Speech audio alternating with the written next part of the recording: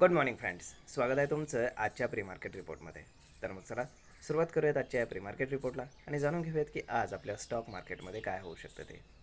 त्याआधी तुम्ही जर चॅनलवर नवीन असाल तर चॅनलला सबस्क्राईब करायला विसरू नका आणि डिस्क्रिप्शनमध्ये लिंक आहे त्यावरती क्लिक करून आपले डीमॅट अकाउंट देखील ओपन करायला विसरू नका.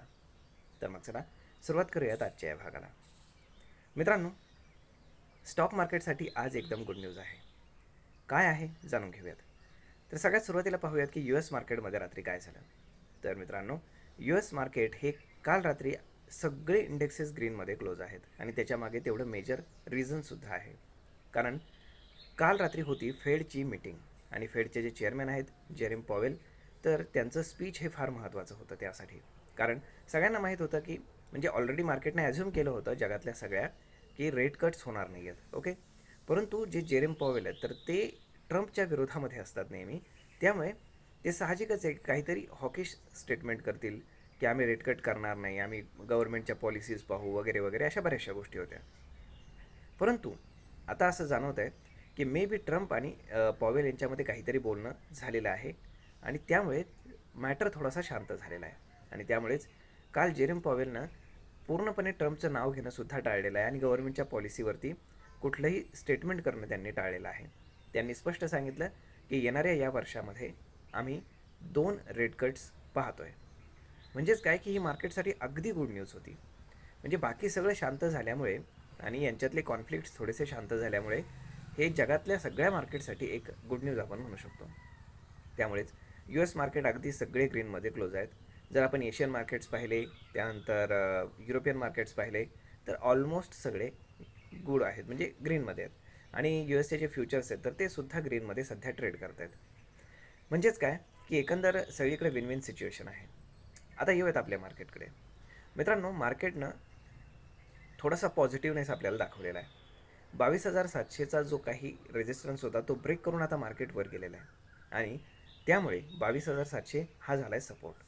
म्हणजे जोपर्यंत मार्केट 22,700 आता डाऊन साईडला ब्रेक करत नाही तोपर्यंत मार्केट हे बाय ऑन डिपच्या सिनॅरिओमध्ये राहणार आहे. आणि स्पेशली आज तरी मार्केट हे बाय ऑन डिपच्याच सिनॅरिओमध्ये राहणार आहे. आता जर आपण कालचा एफ आय एस डी आयचा डेटा पाहिला तर एफ आय एसनं काल पुन्हा एकदा सेलिंग केलेलं आहे.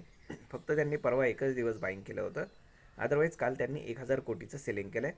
त्याच्या अगेन्स्ट डोमेस्टिक इन्स्टिट्यूशन्सनं 2,000 कोटींचं बाईंग केलेलं आहे. तरीही मार्केटमध्ये आपल्याला पॉझिटिव्हनेस पाहायला मिळतो आहे, हे लक्षात घ्या. त्याचं कारण आहे ते म्हणजे की एफ आय एसच्या ज्या काही लाँग पोझिशन्स आहेत तर त्या फ्युचर्समध्ये आणि ऑप्शन्समध्ये वाढू लागलेल्या आहेत.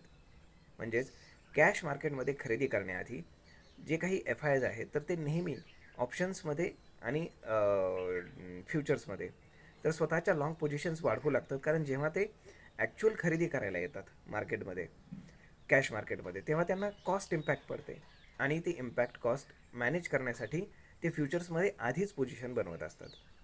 म्हणजेच काय की एकंदर डेटा असं दाखवतो आहे की लवकरच एफ आय एस जे आहे तर ते खरेदी करण्यासाठी सुरुवात करू शकतात आणि ही गोष्ट मार्केटसाठी पूर्णपणे पॉझिटिव्ह ठरलेली आहे.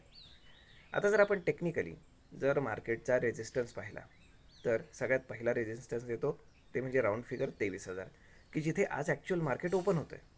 त्यामुळे ती फिगर फार महत्त्वाची असणार आहे. कारण गिफ्ट निफ्टी इंडिकेट करते की मार्केट एक 70 ते 80 पॉईंट गॅपअप ओपन होणार आहे. ओके, आणि मार्केटमध्ये जे काही आपण काय म्हणू शकतो आय टी स्टॉक्स असतील, त्यानंतर बँकिंग स्टॉक्स असतील, तर ह्या सगळ्यांसाठी ही गुड न्यूज आहे जे काही रेट कट्स होणार आहेत ते. म्हणजेच काय की ह्या सगळ्यांमध्ये आपल्याला शॉर्ट कवरिंग पाहायला मिळण्याची मोठी शक्यता आहे. त्यामुळे 23,000 आणि त्यानंतर 23,300 ह्या ज्या 2 लेवल आहेत ह्या फार महत्त्वाच्या आज ठरणार आहेत. त्यामुळे पाहावं लागेल की आज पूर्ण मार्केटमध्ये पॉझिटिव्हनेस कशा पद्धतीने प्ले होतो आहे ते. त्यातल्या त्यात आज आहे एक्सपायरी, त्यामुळे ऑप्शन बायर्ससाठी आज पूर्णपणे मार्केट मोकळं असणार आहे. त्यामुळे मार्केटमध्ये बऱ्याच उठापटक होण्याची शक्यता आहे, परंतु market through out the day positive राहण्याची जास्त पॉसिबिलिटी आहे. त्यामुळे थोडंसं काळजी घ्यायची काही म्हणजे आपण काय म्हणू शकतो की फार काळजी करण्याची गरज नाही आहे. त्यानंतर जर आपण रुपी पाहिला तर रुपी स्ट्रॉंग होतो आहे आणि त्याच्या अगेन्स्ट डॉलर जो आहे तर तो वीक होतो आहे. डॉलर अगदी 103पर्यंत आला आहे, जो एकदम हीट होऊन 109पर्यंत गेला होता तो आता 103वर आलेला आहे, की जो अगदी मॉडरेट लेवलला आला आहे. म्हणजे इथे डॉलरची फार काळजी करण्याची गरज नाही आणि रुपयासुद्धा स्ट्रॉंग होतो आहे. म्हणजेच काय की एफ आय एससाठी ही एक विन विन सिच्युएशन आहे की ते येऊ शकतात पुन्हा परत. ओके, तर मग पाहूयात की चला की दिवसभरामध्ये कशा पद्धतीने प्राईज ॲक्शन राहील. त्यानंतर उद्याचाही दिवस हातामध्ये आहे आणि मग त्यानंतर ठरेल की पुढे काय होणार ते. तर मग मित्रांनो, अशा पद्धतीनं, परंतु जर तुम्ही इन्व्हेस्टर असाल, जर इन्व्हेस्टमेंट करायची असेल तर ही तुमच्यासाठी वेळ नाही, हे लक्षात ठेवा.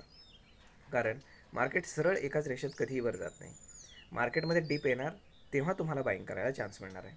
परंतु तुम्ही जर ट्रेडर असाल तर मग मात्र ही अपॉर्च्युनिटी तुम्ही प्ले करू शकता अगदी शॉर्ट टर्मसाठी, भले 1 दिवसासाठी असेल, 2 दिवसासाठी असेल, परंतु ही अपॉर्च्युनिटी तुम्ही प्ले करायला हरकत नाही. आय होप मित्रांनो, हा व्हिडिओ, ही माहिती नक्कीच तुम्हाला ट्रेड आणि इन्व्हेस्टमेंट करण्यासाठी उपयोगी पडत असेल. जर हा व्हिडिओ तुम्हाला आवडला असेल तर आपल्या जवळच्या मित्रमंडळींसोबत देखील हा व्हिडिओ तुम्ही शेअर करायला विसरू नका. धन्यवाद.